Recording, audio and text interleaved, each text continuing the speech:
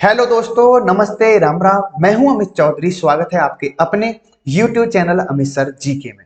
आज मेरे भाई 14वां दिन है, 14वीं टेस्ट सीरीज है। इंपॉर्टेंट है, हर रोज एक दिन घट रहा है। मैं अपने कंसेप्ट के साथ प्रीवियस ईयर के जो क्वेश्चन, उनके टॉपिकों को पढ़कर, उनको एनालिसिस करके, उनके कंसेप्ट को पूरा तरीके से एनालिसिस करके अपने क्वेश्चन निकालता हूं उन टॉपिकों में से जिन पे से लास्ट ईयर या उनसे पहले ईयर में जो क्वेश्चन आए हैं। ठीक है, उन टॉपिकों को निकाल करके, उन टॉपिकों में से क्वेश्चन निकाल के आपके सामने प्रेजेंट करता हूं हर रोज। ठीक है, आज के मेरे जो क्लास के अंदर जो क्वेश्चन होंगे, आज मैं सबसे पहले आपको क्वेश्चन दूंगा अपनी तरफ से, फिर उसके टॉपिक को समझाऊंगा। यहाँ से टॉपिक ये थे, यहाँ से उठाया गया है, चाहे हिस्ट्री हो, ज्योग्राफी हो, चाहे कोई भी हो। ठीक है, इन तीनों सब्जेक्टों में से।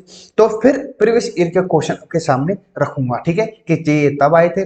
कई बार ये होता है कि पिछले 4 से 5 साल पुराने भी दोबारा रिपीटेड घेर देता है एग्जामिनर। ठीक है, कि 5 साल पुराना क्वेश्चन उठाया, वहां से तुरंत घेर दिया कि इसमें घेरो इस क्वेश्चन को। तो इस प्रकार से आज मैं क्वेश्चन लेकर आया हूं, मोस्ट इंपोर्टेंट है, बहुत ही बेहतरीन क्लास होगी। शुरू करते हैं अपने क्वेश्चन को मोस्ट इंपोर्टेंट क्वेश्चनों के साथ।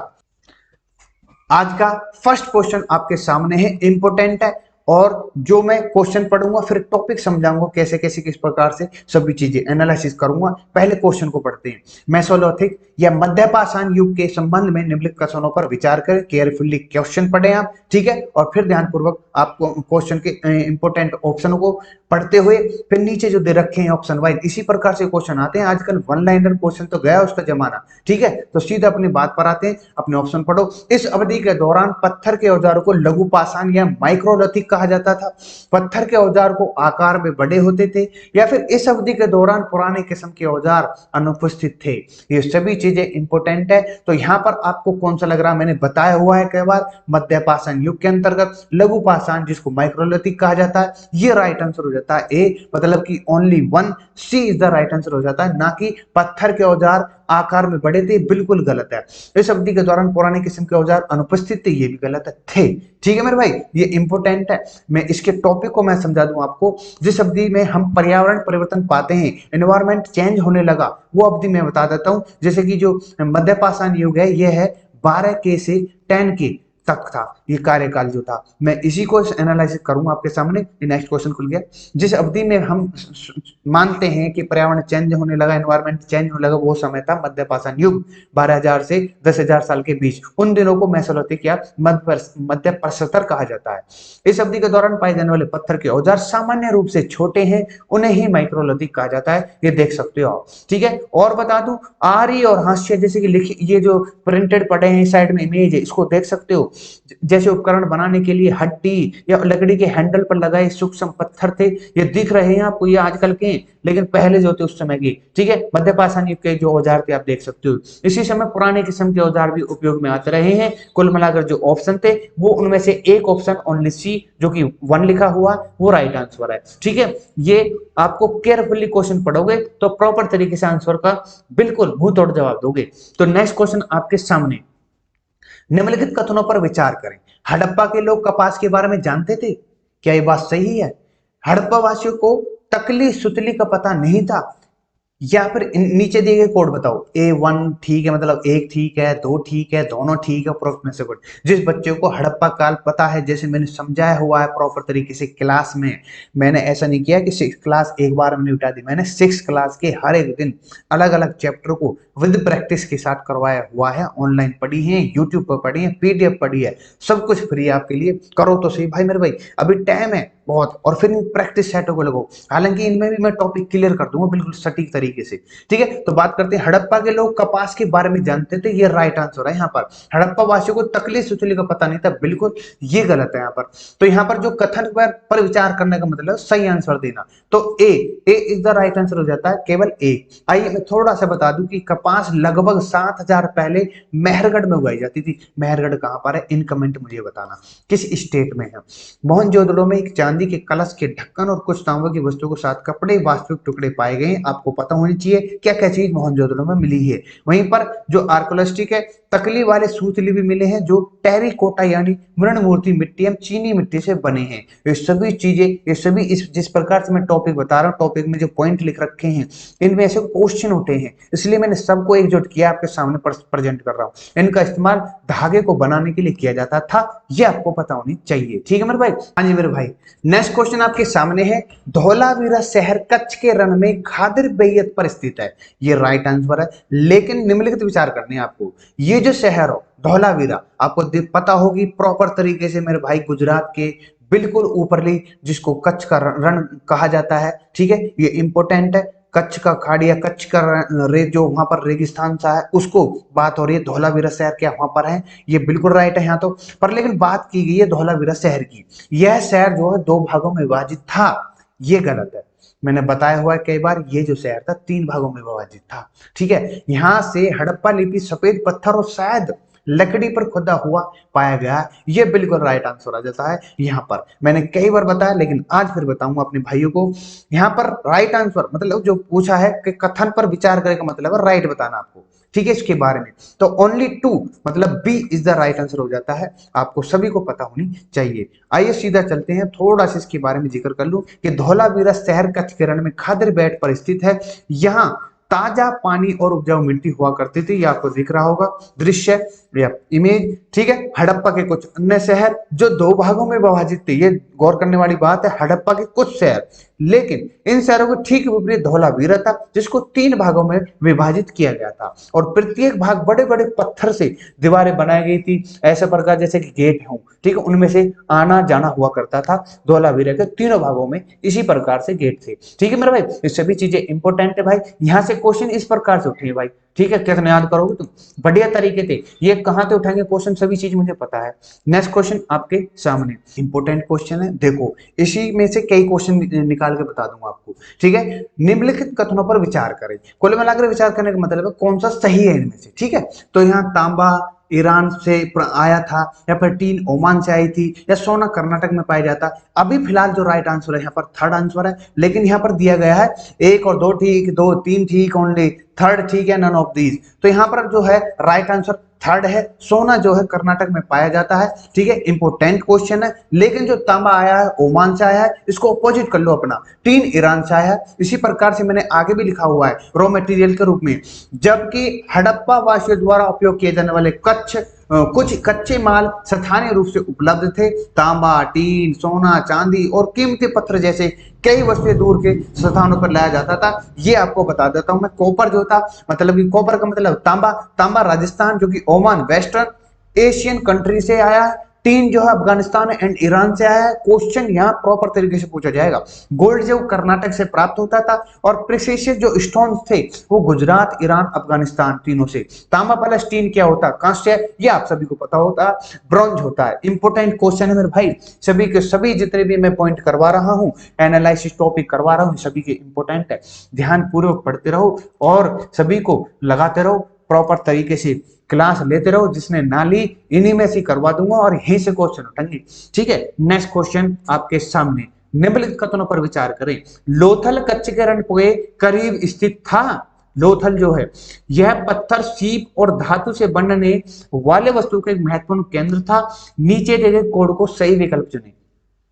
इनमें से क्या लगता है? लोथल कच्छ के रण के करीब था, बिल्कुल गलत है। यहाँ पर ये 1 जो बिल्कुल गलत हो जाता, तो यहाँ पर ए तो गलत हो गया, लेकिन बी भी गलत, ये सी भी गलत है मतलब। ठीक है, और डी तो है ही नहीं। लेकिन बी जो कि यह पत्थर, सीप और धातु से बनाने वाले महत्वपूर्ण का एक महत्वपूर्ण केंद्र था। कौन? लोथल की बात हो रही है।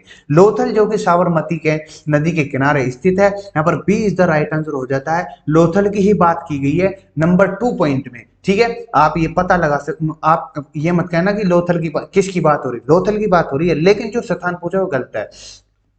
एक मिनट। लोथल शहर है गुजरात में साबरमती नदी की एक सहायक नदी के किनारे स्थित, जो कि खंबात की कड़ी। अब आपको पता होना चाहिए यहाँ पर, जैसे कि गुजरात है, नीचे खंबात की कड़ी, ऊपर कच्छ का रण। ठीक है, ये पता होनी चाहिए आपको, इंपोर्टेंट है। तो यहाँ पर नीचे साबरमती की नदी के किनारे ये लोथल शहर बसा हुआ था है। ठीक है, उन क्षेत्रों के पास स्थित है जहां अर्थ कीमत पत्थर यानी मणि जो थे, मणि रत्न आदि ऐसे कच्चे माल आसानी से उपलब्ध होते थे लोथल के अंतर्गत। ठीक है, इंपोर्टेंट है, आपसे यहां से क्वेश्चन पूछ सकता है। ठीक है, कि जो पत्थर, जो मणि रत्न किस स्थल से प्राप्त हुआ करते थे उस समय। ठीक है, नेक्स्ट क्वेश्चन, नेक्स्ट पॉइंट आपके सामने, ये जो पत्थर है जो मैंने पूछा अभी ऑप्शन बताया वो ये पत्थर सी धातु से बनाने वाली वस्तुओं का महत्वपूर्ण केंद्र था कौन, यह शहर में एक गोदाम था, इनके लिए लोथल के अंतर्गत। ठीक है, इस गोदाम में अनेक मोहरे मुद्रण पाई गई हैं, जब से इसका अंदाजा लगाया गया था कि यहाँ पर ये इस चीज से प्रचलित था पहले की, जो कि गोदाम के रूप में यहाँ पे हुआ करता था ये शहर। ठीक है मेरे भाई, इंपोर्टेंट है।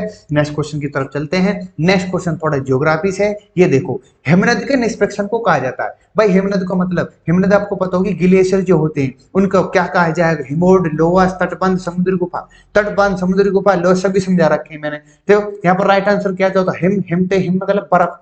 ठीक है, हिम ओड, हिम नदी, हिम नदी का मतलब है कि बड़े बड़े जो हिमालय उनमें से निकलने वाली जो वहां की जो नदी है प्रॉपर तरीके से बर्फ वाली होती हैं, तो हिमनद, हिमनद का मतलब बर्फ की नदियां। ठीक है, उसके निष्पेक्षण को क्या कहा जाता है, हिमोड कहा जाता है, मोरेने कहा जाता है। सिंपल है बिल्कुल। ठीक है, और थोड़ा इसको एनालिसिस कर देता हूं मैं। ग्लेशियर द्वारा छोटी और बड़ी चट्टानों को बेतरवी जगहों पर गिराया जाता है, उसे ही मोरेन कहा जाता है मेरे भाई। ठीक है, ग्लेशियर के किनारों पर बने चट्टानी पत्थर के और पदार्थ के ढेर से पास्टरो मोराइन या मोर्टिन कहा जाता है। ये नेक्स्ट एग्जाम में आने की यहाँ से आशंका है। ठीक है, जहां दो ग्लेशियर जुड़ते हैं इसे औसत दर्जे के मोरेन कहा जाता है, ये आपको पता होना चाहिए। ठीक है भाई, एग्जामिनर का काम है आपको फंसाना, आपका काम है टॉपिक क्लियर करना हर एक पॉइंट के साथ। ठीक है, वो मैं क्लियर कर रहा हूं आपके सामने। ठीक है, चलो नेक्स्ट क्वेश्चन पर। नेक्स्ट क्वेश्चन आपके सामने, प्रतिशत के अनुसार, प्रतिशत के, ये इंपॉर्टेंट है, पृथ्वी के वायुमंडल में कौन सा प्रमुख संघटक है।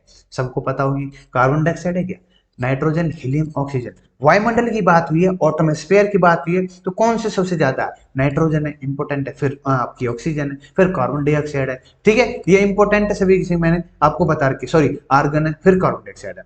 तो नाइट्रोजन आपको पता है 78.09%, परसेंटेज भी पूछ लेता है। 20.95 ऑक्सीजन है, उसके बाद 0.93% ऑर्गन है, और 0.04% कार्बन डाइऑक्साइड और अन्य गैसों की छोटी मात्रा होती है। आपको पता होनी चाहिए, ये 100% में से आ रहे हैं जो भी आंकड़े आ रहे हैं। ठीक है, 78 ये, 20 ये, 0.93% ये, 0.04%, और बाकी की जो गैसें हैं वो इस 100% को कंप्लीट करती हैं वायुमंडल के अंतर्गत। ठीक है मेरे भाई, नेक्स्ट क्वेश्चन पर चलते हैं सीधा। नेक्स्ट क्वेश्चन आपके सामने। ठीक है, तो भारत का शोध संस्थान मैत्री कहाँ अवस्थित है। आप सभी को पता होगा मैत्री है, दक्षिण गंगोत्री है, ये किस कहां पर स्थित है, ऑस्ट्रेलिया में, अंटार्कटिका में, यूरोप में, एशिया में। ये अंटार्कटिका में स्थित है मेरे भाई, जो आपको पता है वहां की वातावरण, यहाँ पर वहां पर कोई भी घटनाएं होती है उन सभी चीज के लिए एक शोध संस्थान खोला गया है जिसका नाम है मैत्री, आपको पता होनी चाहिए। ठीक है, मैं इसके बारे में बता दूं कि अंटार्कटिका में मैत्री भारत का दूसरा सतह अनुसंधान केंद्र है। यह 1989 में बनाया गया था और समाप्त हो गया था। पहला अनुसंधान आपको पता होगी दक्षिण गंगोत्री के नाम से है। ठीक है, ये इंपॉर्टेंट है, आप सभी को पता होनी चाहिए।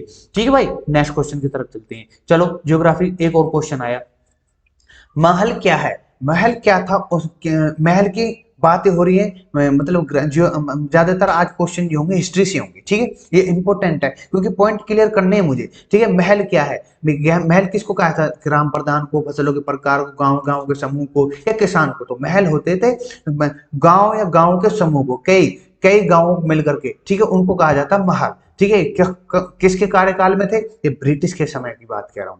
ठीक है, मैं थोड़ा बता दूं, ब्रिटिश राजस्व दस्तावेजों में महल एक राजस्व इकाई थी। यह एक गांव और गांव का एक समूह होती थी, ये आपको पता होना चाहिए। इंपोर्टेंट है इंग्लिश है वो, ये in British revenue records Mahal is a revenue state which may be A village of A group of villages. यही बात है कि जो ब्रिटिश काल के समय में थे ना, वे छोटे छोटे गांव थे। ठीक है, कई गांवों को मिलाकर के एक गांव को एक ओहदा दे दिया जाता था, उनको ही महल कहा जाता था। ठीक है मेरे भाई, इंपॉर्टेंट है। नेक्स्ट क्वेश्चन की तरफ चलते हैं। नेक्स्ट क्वेश्चन आपके सामने देखो, एक और इंपॉर्टेंट क्वेश्चन है, बोर्ड का पौधा का उपयोग कहाँ और क्यों किया जाता था। पहली बात तो मैं आपको बता दूं बोर्ड क्या है। बोर्ड ये जो है, चलो ऑप्शन पढ़ लेते फिर नहीं कहोगे तो क्या ऑप्शन पढ़ेंगे। एशिया में औषधि उद्देश्य के लिए बोर्ड का पौधा उपयोग था, यूरोप में नीले और बैंगनी रंग के लिए, या अफ्रीका में भोजन के लिए, या फिर भारत में इंडिगो जो नील कहा जाता था उसके लिए उपयोग था, उगाया जाता था इसको बोर्ड का पौधा। तो यहाँ पर मैं फ्रांस जो राइट आंसर है बी, यूरोप में नीले और बैंगनी रंग के लिए इस पौधे को उगाया जाता था वहां पर, ठीक है। अपने भारत में तो इंडिगो नाम से नील की खेती की जाती थी, आप सभी को बता रखा है मैंने, ठीक है। बात करें भारतीय इंडिगो की, केवल थोड़ी मात्रा में यूरोपीय बाजार में, कुल मिलाकर आपको एक एग्जांपल दूं छोटा सा, अब से 10-15 साल पहले या फिर अभी भी करते होंगे, नीले रंग का एक वो आता था, ठीक है, नील की सफेदी और क्या क्या एक ऐड नहीं आते थे, तो नील नील को सफेद कपड़ा जो भी, चाहे कुर्ता हो चाहे कमीज हो चाहे शर्ट हो, कुछ भी उसको डिबो देते थे और एक अच्छा सा रंग निखर के आता था, उसी के बारे में मैं ये बात कर रहा हूँ, ठीक है। कपड़ों में यूज किया जाता था, ठीक है, ये इंपॉर्टेंट, उस समय एक फैशन था ये, ठीक है। तो मैं बता दूं आपके बारे में, थोड़ा सा पॉइंट क्लियर होगा, थोड़ा सा मैं समझाने में थोड़ा सा कमी कर रहा हूं, क्योंकि मैंने ऑलरेडी आपको समझाया हुआ है। भारतीय इंडिगो की केवल थोड़ी मात्रा यूरोपीय बाजार तक पहुंच गई थी। इंडिगो मतलब नील की खेती की जो मात्रा थी, इसकी जो क्वांटिटी थी ना, उधर बहुत पसंद करी गई थी, ठीक है। मैं बता दूं इसकी कीमत बहुत अधिक थी वहां पर, लेकिन यहाँ पर क्या थी, यहाँ पर कम थी, कम मात्रा में ले जा करके वहां पर इसका व्यापार करते थे ये ब्रिटिश। इसलिए यूरोपीय कपड़े निर्माताओं को बैंगनी नीले रंग बनाने में वोड नामक किसी अन्य पौधे का इस्तेमाल करते थे, ठीक है। यह जो पौधा था उत्तरी इटली, दक्षिण फ्रांस, जर्मनी, ब्रिटेन के कुछ हिस्सों में उगाया जाता था। इंडिगो से प्रतिस्पर्धा से चिंतित थे, इंडिगो जो नील की खेती थी अपनी, इससे चिंतित थे। यूरोप में वीडियो उत्पादकों ने इंडिगो को आयात पर प्रतिबंध भी लगाए, ठीक है। ये अपनी सरकारों पर दबाव बनाया था, ये इंपॉर्टेंट, क्योंकि उनका व्यापार ठप होने लगा था अपने नील की खेती जो जब यहाँ से अधिक मात्रा में जाने लगी यूरोप के अंतर्गत, ठीक है। बात करें इसमें कपड़ा जो डाई की जाती थी, डाई के रूप में इंडिगो पसंद किया जाता था, क्योंकि जो जो वोड था ना उसके डाई से हल्का था अपना ये इंडिगो, ठीक है। 17वीं शताब्दी तक इंडिगो आयात पर प्रतिबंध को आराम किया गया, ये आपको पता होनी चाहिए, ठीक है। तो आप सभी को देख सकते हो किस प्रकार से यहाँ पर एक चीज और बता दूं, थोड़ा सा पॉइंट और है, उसके बाद बताऊंगा। मैं बता दूं फ्रांसीसियों ने कैरिबियन द्वीपों में सेंट डोमिंगो, ब्राजील में पुर्तगाली, जमैका में अंग्रेजी और वेनेजुएला में स्पेनिश में इंडिगो खेती की शुरुआत की थी, और इंडिगो बागान भी बाहर उत्तरी अमेरिका के कई हिस्सों में उगाए गए थे, ये आपको पता होना चाहिए। उस समय एक पैशन था, फैशन था ये, ठीक है, कमाने का जरिया भी और शो ऑफ करने का भी, ठीक है मेरे भाई। नेक्स्ट क्वेश्चन की तरफ चलते हैं सीधा, ज्यादा बात नहीं करते, लंबी क्लास नहीं करते, कम समय में ज्यादा क्वेश्चन आपको प्रोवाइड कर रहा हूं, हर चीज को टॉपिक को क्लियर कर रहा हूं, इंपॉर्टेंट है। हाँ जी भाई, नेक्स्ट क्वेश्चन आपके सामने है, दिए गए संकेत में बंदोबस्त की पहचान करें। आज मैं आपको तीनों बंदोबस्त को समझा दूंगा, ठीक है, इंपोर्टेंट है, चाहे वो सताई बंदोबस्त हो, चाहे रेतवाड़ी हो, चाहे महलवाड़ी हो, ठीक है, इंपोर्टेंट क्वेश्चन है। ये तीनों बंदोबस्त या जो भी राजस्व थे इनके थ्रू लिए जाते थे, इन सभी को एनालिसिस करूंगा आज, मोस्ट इंपोर्टेंट है, ठीक है। सबसे पहले बात करते हैं इस क्वेश्चन की। होल्ट मैकेंजी ने इस प्रणाली की पहली बार आजमाया था, ये आपको पता होनी चाहिए। होल्ट मैकेंजी ने कौन सा बंदोबस्त चलाया था, इस प्रणाली को चलाया, कौन सी को, राजस्व एकत्रित करने का दायित्व ग्राम प्रधान को हस्तांतरित कर दिया गया था। ये इंपॉर्टेंट क्वेश्चन है, जिस बच्चों को मैंने पहली क्लासेस करवाई है वो आपके दिमाग में पता होगी। तो यहाँ पर सताई बंदोबस्त गलत है, रेतवाड़ी बंदोबस्त है, यहाँ पर महलवाड़ी है, जमींदारी। यहाँ पर जो राइट आंसर है, जो ये 2 पॉइंट मेल जोल खा रहे हैं, सी इज द राइट आंसर होता है महलवाड़ी बंदोबस्त। महलवाड़ी बंदोबस्त जो था आपको प्रॉपर तरीके से पता होनी चाहिए, नॉर्थ ईस्ट में था ये, ठीक है मेरे भाई, नॉर्थ वेस्ट में, सॉरी, ठीक है, इंपोर्टेंट है महलवाड़ी बंदोबस्त, जहां पर ग्राम प्रधान से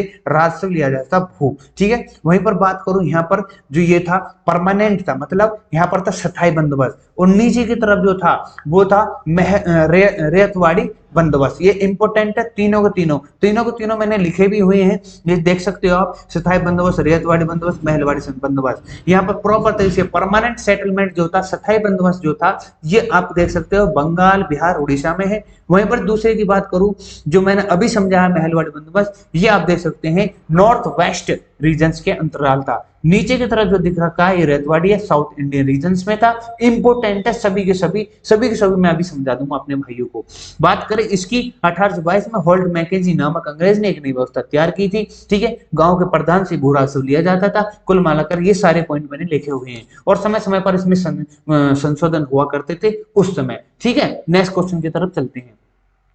नेक्स्ट क्वेश्चन, रेतवाड़ी बंदोबस्त में रेत किसे कहा जाता है, ये क्वेश्चन बहुत आया भाई, ग्राम प्रधान, राजा, तालुकदार या किसान या जमींदार। तो जो रेत है, रेत का मतलब होता है किसान, ठीक है, डायरेक्ट। और रेतवाड़ी मैंने आपको बताया, आपको नीचे की तरफ थी, यहाँ पर थी परमानेंट जो स्थायी है, यहाँ पर अपनी थी महलवाड़ी, ठीक है पर भाई। इंपॉर्टेंट है, तीनों को प्रॉपर तरीके से साइक्लिक बना करके और प्रॉपर तरीके से याद कर सकते हो। पीडीएफ में शेयर कर दूंगा, उसमें से याद कर लेना, ठीक है। दक्षिण भारतीय इलाकों में जो कैप्टन एलेक्जेंडर रीड ने इसी में जो रेतवाड़ी सिस्टम को पहले चलाया था, ठीक है। फिर व्यवस्था का अंजाम करने वाला जो इसको प्रॉपर तरीके से चलाने वाला था टॉमस मुनरो था, ठीक है। इसमें जमींदार नहीं थे, ठीक है। कुल मिलाकर डायरेक्ट किसानों से लिया और दिया जाता था, ठीक है। सभी आप एक चीज रिलेट कर रहे हो जो मैंने अभी बताया, वहां पर जो महलवाड़ी था उसमें प्रधान था, मतलब मुखिया था, उससे भू राजस्व लिया जाता था। लेकिन यहाँ क्या था, नीचे रेतवाड़ी में इसमें डायरेक्ट ही किससे लिया जा रहा है, किसानों से, ठीक है। ये आपको पता होना चाहिए, ना कि जिम्मेदार, ना तुलकदार, ना राजा, तो सीधा किसान से लिया जाता रहा, ये इंपॉर्टेंट है।